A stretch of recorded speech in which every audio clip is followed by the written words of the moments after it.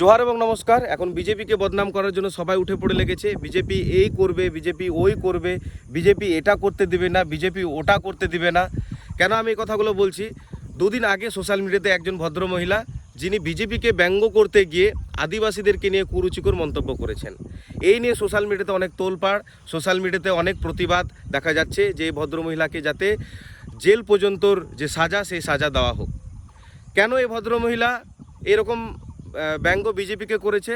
কারণ 2-4 দিন আগে দক্ষিণ দিনাজপুরের বংশীহারি থানার দেউরিয়া গ্রামে আদিবাসীদের মূর্তি ভাঙা হয়। আর সেই মূর্তি ভাঙা হয়েছিল, এইরকম সেখানকার বাসিন্দারাও প্রতিবাদ করেছিল, বা আরও সোশ্যাল মিডিয়াতেও আমরা দেখেছিলাম যে বিজেপিরা করেছিল।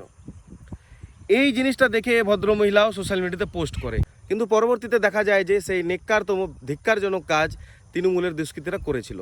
তদন্ত কমিটি বসার পর সেই 3 জন দুষ্কৃতী তাদেরকে ধরা হয়, এবং তাদের যে জেলা সভাপতি ছিল সেও বলে যে এরা আমাদের হয়েই কাজ করতে, এক সময় এরা তৃণমূলের লোক। পরবর্তীতে সেখানকার বাসিন্দারাও ক্ষিপ্ত হয় এবং তৃণমূলের বিরুদ্ধে চড়াও হয়। তো আমার কথা হচ্ছে এটাই, যে আগেই ভয়ে মরবেন না, আগেই ভূত হয়ে যাবেন না।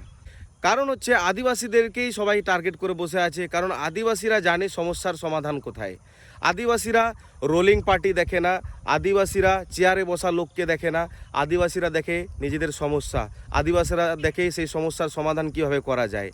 এই কারণেই অন্যান্য জাতের মানুষরাও বা সোশ্যাল মিডিয়াতে যেইভাবে বাজে মন্তব্য, বা সোশ্যাল মিডিয়াতে যেইভাবে এইরকম আদিবাসীদেরকে ছোট দেখানো, বা আদিবাসীরা এই মুছে যাবে, আদিবাসীরা শেষ হয়ে যাবে, এই ধরনের কথাবার্তা কিন্তু অন্যান্যরা বলছেই। কারণ বিজেপিকে এখানে বদনাম করতে হবে তাদের। কিন্তু আমরা দেখলাম যে এই বিজেপি সরকারই একসময় এই অলচিকি লিপিকে সম্মান দেয়, 2003 সালে সংবিধানের 8ম তফসিলেও লাগু করে। এরপর আমরা দেখতে পাই যে আমাদের এই বিজেপি সরকারই আমাদের রাষ্ট্রপতিকেও নিয়ে আসে। এই জন্য আমরা অনেক গর্ববোধ করি যে আমাদের একজন এমন যিনি আছেন মহিলা, যিনি আমাদের রাষ্ট্রপতি।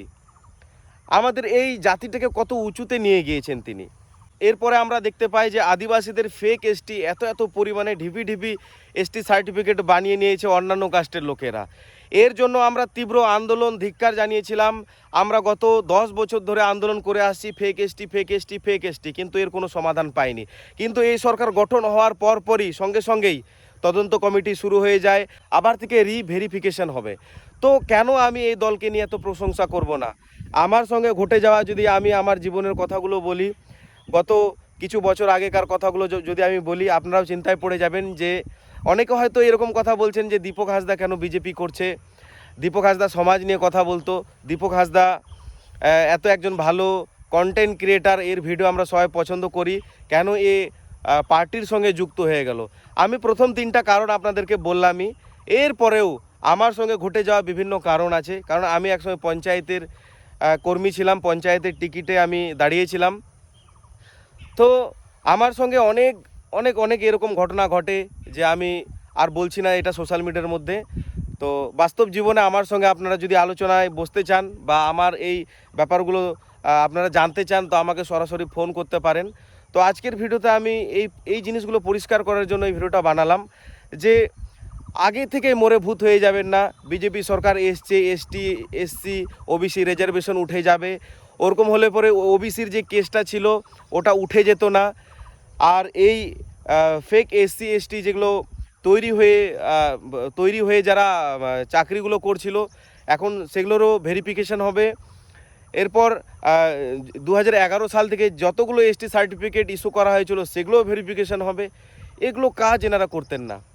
বিজেপি সরকার আমাদের রাষ্ট্রপতিকেও সেই জায়গায় নিয়ে যেতেন না, আমাদের সমাজ থেকে তুলে ধরে। আমাদের অলচিকি ভাষাকেও তিনি অনেক সম্মান জানিয়েছেন। আমাদের নরেন্দ্র মোদী আমাদের অলচিকি লিপিতে তিনি টুইটারেও পোস্ট করেন, ইনস্টাগ্রামেও পোস্ট করেন, এক্স হ্যান্ডেলেও পোস্ট করেন। এরপর আমাদের এই অলচিকি লিপিকে 2003 সালে, আমি তো বললামই যে ওনারা এত সম্মান জানিয়েছেন, যে আমাদের এই মাতৃভাষাকে এখন আমরা স্বীকৃতি পেয়েছি। আমরা গোটা দেশ জুড়ে আমাদের এই লিপিতে এখন সরকারি স্কুল তৈরি হয়েছে, পড়াশোনা চলছে। তো আমি রেসপেক্ট করি এই সরকারকে, এই জন্যই আমি এই দলটা করি, আর আগামী দিনেও করব। তো আপনাদের এই নিয়ে অনেক আলোচনা বা কথা হতেই পারে, তো তাতে আমি কোনো কিছু মনে করি না, যায় আসে না আমার। তো তো আমার যেটা বক্তব্য বলার, যে সবাই এখন উঠে পড়ে লেগেছে বিজেপিকে বদনাম করার জন্যে, আর আপনারা সেই পথে আপনারাও পা দেবেন না, আপনারাও সেই ভুল ভ্রম আপনাদের মধ্যেও নেবেন না। জোহার বলে আজকে ভিডিও শেষ করছি। ভালো লাগলে ভিডিও কমেন্ট করবেন, লাইক করবেন, শেয়ার করবেন। জোহার।